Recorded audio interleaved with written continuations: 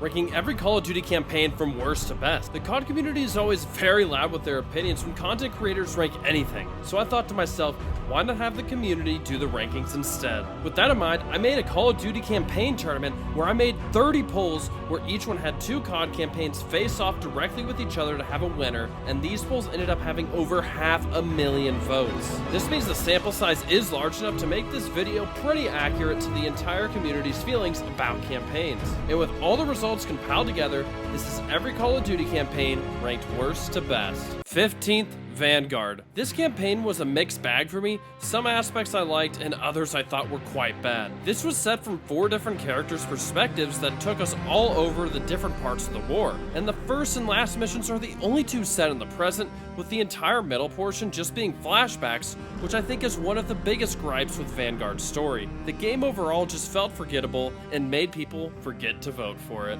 14th, Black Ops 3. Where do we begin with this one? I think its biggest issue is the characters because they're lifeless. Pun intended. The character you're playing as is a nameless person, and that makes it much more difficult to care about what happens because you don't feel as connected to the story. I think the level design and gameplay are fine, but nothing extraordinary. The actual story isn't that bad, but it's very hard to digest. You need to do hours of research on YouTube yourself just to get a full understanding. And the problem with that approach is that the average gamer isn't going to go to all that trouble, and that's why the polls rated it the 2nd worst campaign. Outcome, train go boom.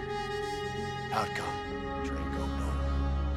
Outcome, train go boom. Outcome, train go boom. What do you think I'm gonna say next?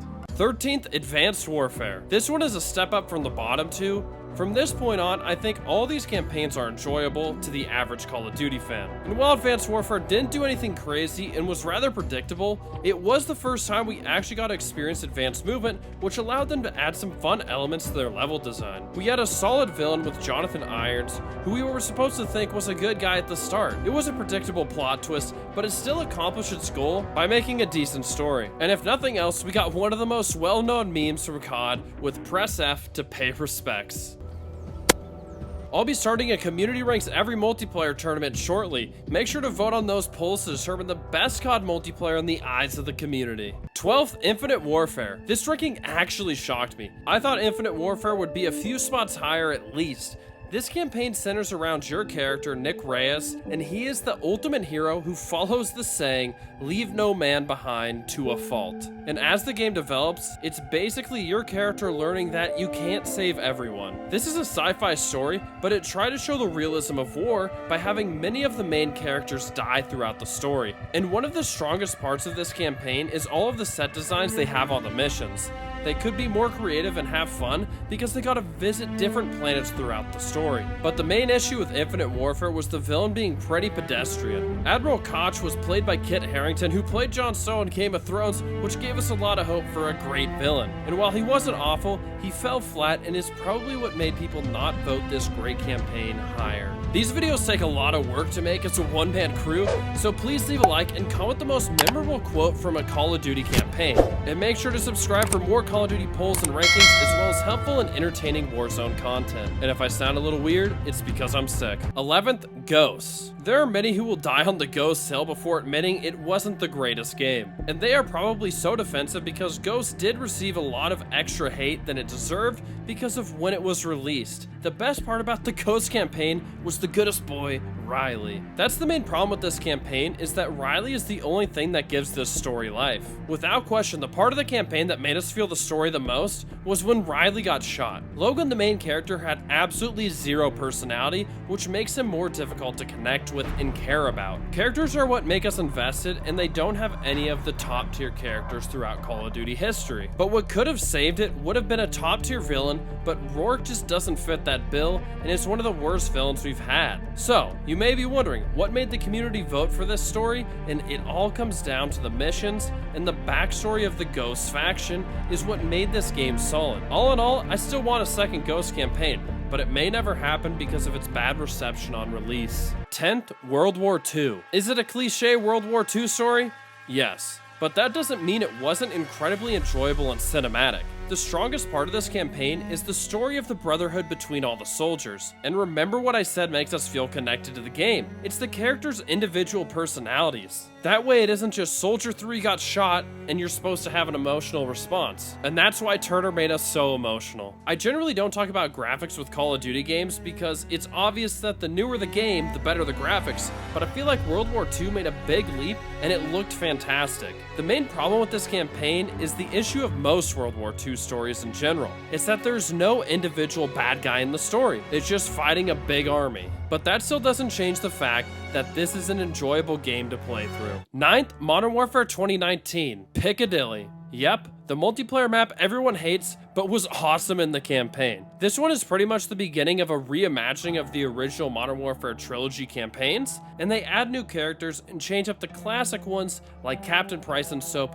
just a little bit, which is a cool way to revisit some of our fan favorite characters. And this story is basically trying to find the big bad wolf, where you get one bad guy, but then it's not the correct one, and rinse and repeat. But even with that one issue, it's still very enjoyable with nicely developed characters, especially considering it wasn't even a super long campaign. 8th, Modern Warfare 2022. One of the strongest aspects of this campaign was its visuals. With all of the different locations we gotta have missions, the colors and graphics are incredible. The missions were a blast and I enjoyed the characters a lot. So while I was surprised this game was above campaigns like Infinite Warfare, I understand why people voted for it.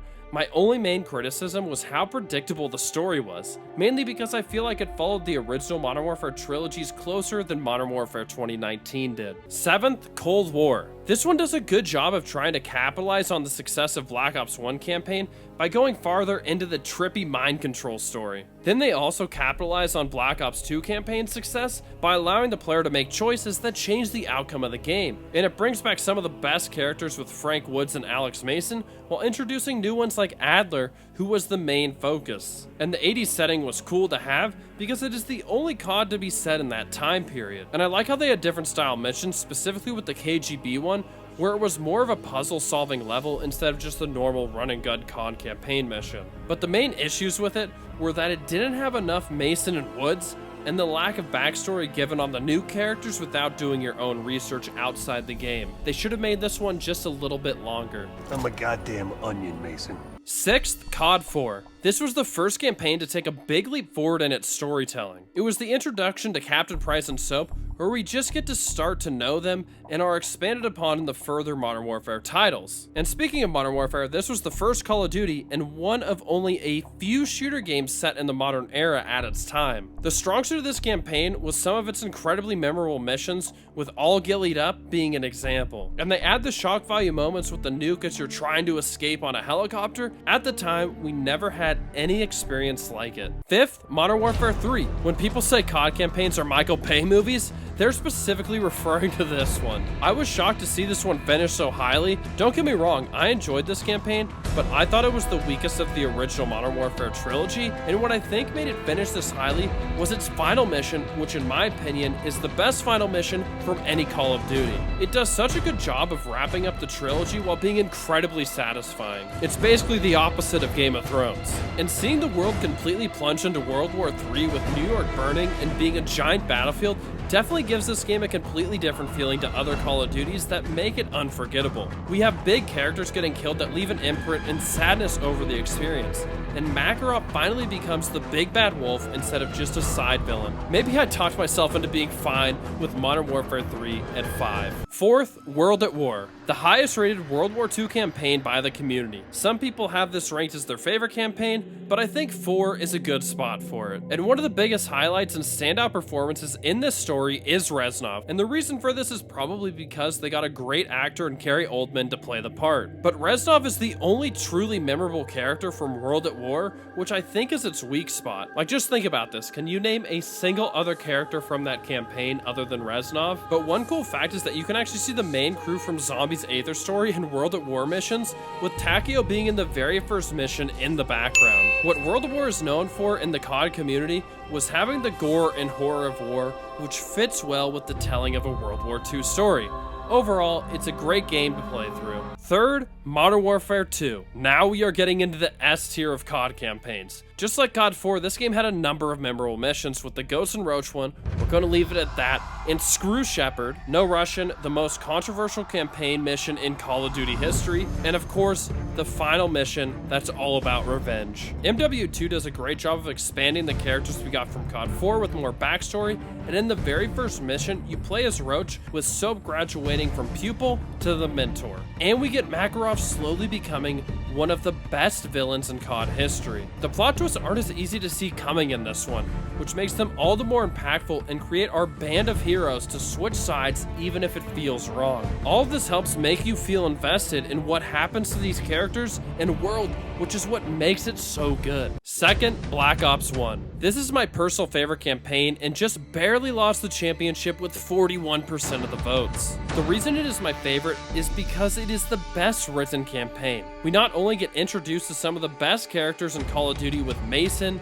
Woods, and Hudson, we also get the return of a fan favorite, Viktor Reznov. And how all of this is accomplished is by Treyarch telling a non-linear story for the first time. We have a story that is so unique to any other Call of Duty campaign that it truly stands out, with the CIA brainwashing that gives us an uneasy feeling about our own main character we're rooting for with Mason. And it gives us the most recognizable quote in Call of Duty history with "What do the numbers mean, Mason?" And in this story, we actually get to find out some of the answers to all of our questions that create giant plot twists, because some of the missions didn't actually happen how we remembered them because we were brainwashed. It's kind of Inception-like. And these twists and turns lead us down a rabbit hole of questions that eventually give this campaign the most memorable story and set of events. The only con to it is that the villain isn't top tier, but Dragovich still does enough to make this my favorite. First, Black Ops 2. Why was it voted as the top campaign? I think it's because Menendez is the greatest Call of Duty villain. He just knows how to get stuff done and raise a group of people together. You get an incredible backstory to explain his motivations and why he went down this path. They also show the history between him and our characters because it takes place between time periods, which allows us to see young Woods and Alex Mason, but then we also get to see David Mason interact with old Woods. The past and the future intertwine beautifully in this story. This is the perfect sequel to Black Ops 1. There are some incredible plot twists where main characters from the original Black Ops campaign can be killed depending on your choices, and that affects the outcome of your game. It gives this thing so much replayability. Murder me for Corvus DA. If you could make one change to the community rankings, what would it be? Thank you for voting on the polls, liking the video, and subscribing. You guys are all legends, and make sure to check out the community ranking every COD Zombies on screen here. I know you will enjoy it. Peace.